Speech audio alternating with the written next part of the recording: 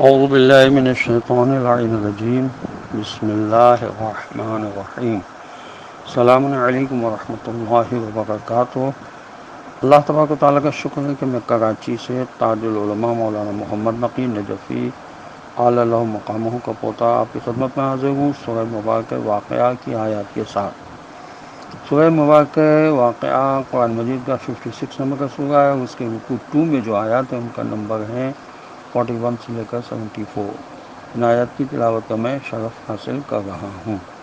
اعوذ باللہ من الشیطان اللعین الرجیم، بسم اللہ الرحمن الرحیم۔ وَأَصْحَابُ الشِّمَالِ مَا أَصْحَابُ الشِّمَالِ، ترجمہ رہے بائیں طرف والے تو بائیں طرف والوں کی بدبختی کا کیا ٹھکانہ۔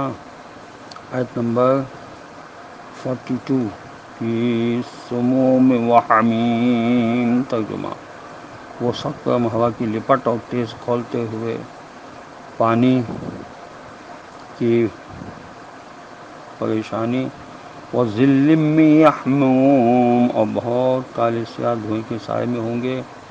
آیت نمبر 44، لا بارد ولا کریم، ترجمہ جو نہ ٹھنڈا ہوگا اور نہ سکون بخش ہوگا، فرحت بخش نہیں ہوگا۔ آیت نمبر 45، انہم کانوا قبل ذلک مترفین، ترجمہ یہ وہی لوگ ہیں جو اس سے پہلے بڑے عیش و عشرت میں خوشحال تھے۔ آیت نمبر 46، وَكَانُوا يُصِرُّونَ عَلَى الْحِنثِ الْعَظِيمِ، ترجمہ جو بڑے گناہ پر ہر دھرمی سے اصرار کرتے تھے۔ آیت نمبر 47، وَكَانُوا يَقُولُونَ أَإِذَا مِتْنَا وَكُنَّا تُرَابًا وَعِظَامًا أَإِنَّا لَمَبْعُوثُونَ، ترجمہ وہ کہتے تھے کہ کیا جب ہم مر جائیں گے اور صرف مٹی اور ہڈیاں بن جائیں گے تو کیا پھر سے دوبارہ اٹھا کر کھڑے کیے جائیں گے۔ آیت نمبر 48، أَوَآبَاؤُنَا الْأَوَّلُونَ، ترجمہ کیا ہمارے باپ دادا بھی اٹھائے جائیں گے جو پہلے گزر چکے ہیں۔ آیت نمبر 49، قُلْ إِنَّ الْأَوَّلِينَ وَالْآخِرِينَ، ترجمہ کہہ دیجئے بے شک اگلے پچھلے۔ آیت 50، لَمَجْمُوعُونَ إِلَىٰ مِیقَاتِ یَوْمٍ مَّعْلُومٍ، ترجمہ سب کے سب ضرور اکٹھے کیے جائیں گے جس کا وقت مقرر کیا جا چکا ہے۔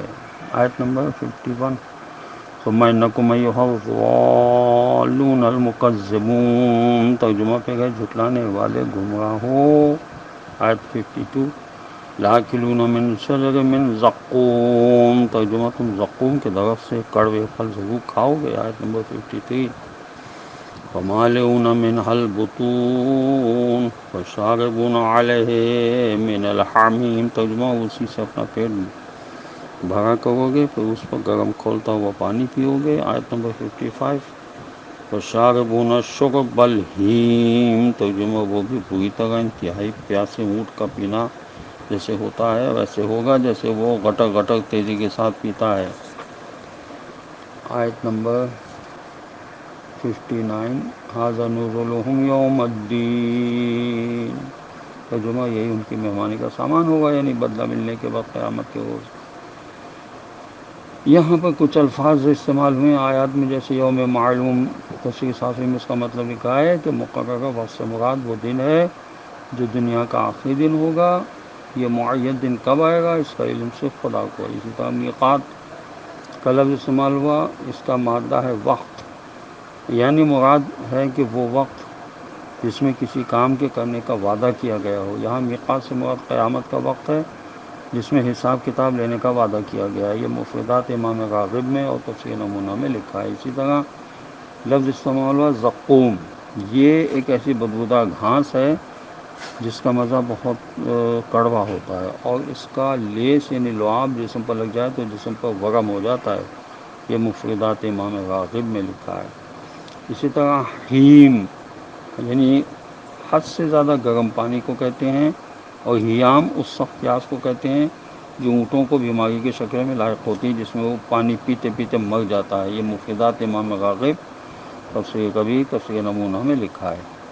اور حضرت امام جعفر صادق علیہ السلام سے روایت ہے کہ ہیم سے مراد سخت پیاسے اونٹ ہیں۔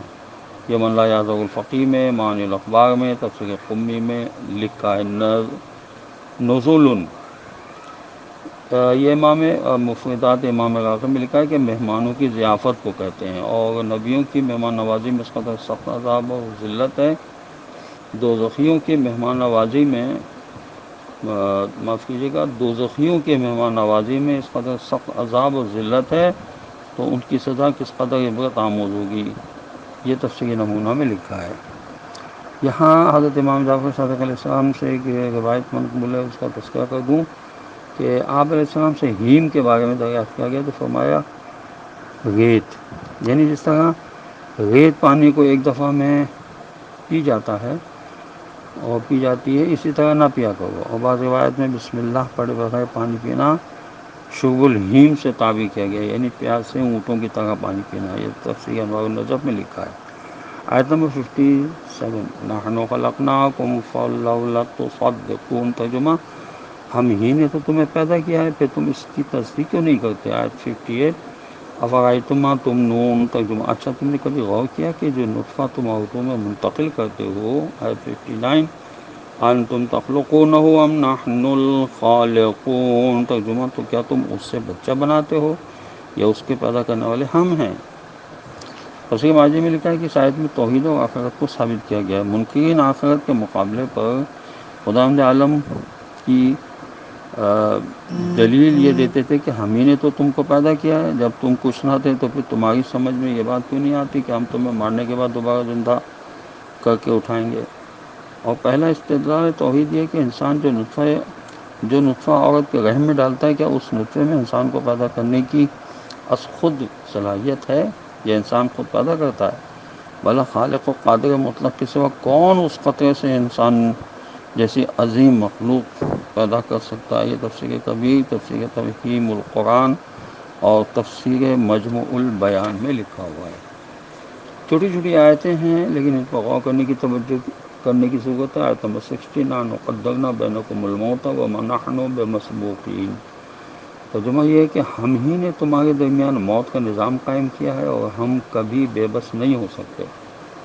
آیت نمبر 61، علی ان نبدل امثالکم وننشئکم فی ما لا تعلمون، ترجمہ اس میں کہ ہم تمہاری شکلیں اور حلیے بدل دیں اور پھر کسی ایسی شکل میں تمہیں پیدا کر دیں جس کو تم جانتے تک نہیں۔ آیت نمبر 62، وَلَقَدْ عَلِمْتُمُ النَّشْأَةَ الْأُولَىٰ فَلَوْلَا تَذَكَّرُونَ، ترجمہ اور جبکہ تم اپنی پہلی پیدائش کو تو جانتے ہی ہو کہ ماں کے شکم سے اب تک تمہاری کتنی صورتیں حالتیں بدل گئیں، پھر تم کیوں نہیں سمجھتے، سبق نہیں لیتے۔ آیت نمبر 63، افرأیتم ما تحرثون، ترجمہ اچھا تو کیا تم نے کبھی سوچا کہ یہ بیج جو تم بوتے ہو۔ آیت 64، اانتم تزرعونہ ام نحن الزارعون، ترجمہ کیا ان سے کھیتیاں تم اگاتے ہو یا ان کے اگانے والے ہم ہوتے ہیں۔ آیت نمبر 65، لو نشاء لجعلناہ حطاما فظلتم تفکہون، ترجمہ اگر ہم چاہیں تو اس کو سکھا کر چورا چورا یا بھوس بنا کر رکھ دیں تو تم حیرانی سے باتیں ہی بناتے رہ جاؤ گے۔ آیت نمبر 66، انا لمغرمون، ترجمہ کہ ہم پر تو الٹی چوٹ پڑ گئی، بڑا مالی نقصان ہو گیا۔ آیت نمبر 67، بل نحن محرومون، ترجمہ بلکہ ہماری تو قسمت ہی پھوٹی ہے، ہم تو بالکل ہی بدنصیب ہیں۔ آیت نمبر 68، افرأیتم الماء الذی تشربون، ترجمہ کیا تم نے آنکھیں کھول کر غور سے دیکھا اس پانی کو جو تم پیتے ہو۔ آیت نمبر 69، انتم انزلتموہ من المزن ام نحن المنزلون، ترجمہ کیا تم نے اسے بادل سے برسایا ہے یا اس کے برسانے والے ہم ہیں۔ آیت نمبر 70، لو نشاء جعلناہ اجاجا فلولا تشکرون، ترجمہ اگر ہم چاہیں تو اسے بالکل کھاری اور کڑوا بنا دیں کہ تم شکر ادا کیوں نہیں کرتے۔ آیت نمبر 78، افرأیتم النار التی تورون، ترجمہ کبھی تم نے آگ کو غور سے دیکھا ہے جو تم جلاتے ہو روشن کرتے ہو؟ آیت نمبر 72 اَأَنتُمْ أَنشَأْتُمْ شَجَرَتَهَا أَمْ نَحْنُ الْمُنشِئُونَ۔ ترجمہ کیا اس آگ کو جلانے کے لیے لکڑی کے درخت کو تم نے پیدا کیا تھا یا اس کے پیدا کرنے والے ہم ہیں؟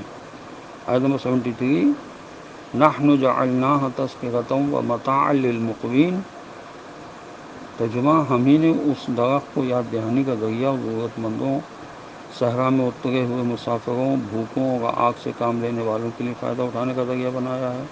آیت نمبر 74 فسبح بسم ربک العظیم۔ ترجمہ پس اپنے پالنے والے مالک کے نام کی تسبیح پڑھو، یعنی بالکل اس کا مبارک نام لے کر یہ اظہار اعتراف اور اعلان کرو کہ ہر قسم کے عیب و کمزوریوں سے پاک ہے وہ، اور تمام کمالات اور خوبیوں کا وہ مالک ہے۔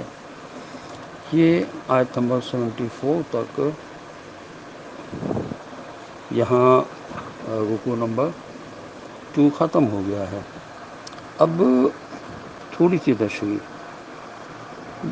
موت ہماری تقدیر میں ہے، کسی کو بچپنے میں، کسی کو جوانی میں اور کسی کو بڑھاپے میں، جب چاہیں جہاں چاہیں جس طرح چاہیں خدا فرماتا ہے کہ ہم اس کو موت دیتے ہیں، اور ہم مسبوق نہیں ہیں، یعنی کبھی بے بس نہیں ہو سکتے، ہماری تقدیر سے آگے کوئی نہیں بڑھ سکتا، اور ممکن ہے اس کا تعلق اگلے جملے سے ہو، یعنی ہم مسبوق و بے بس نہیں ہیں اس بات پر کہ تمہاری شکلیں تبدیل کر کے کسی جانور کی شکل تمہیں دے دیں۔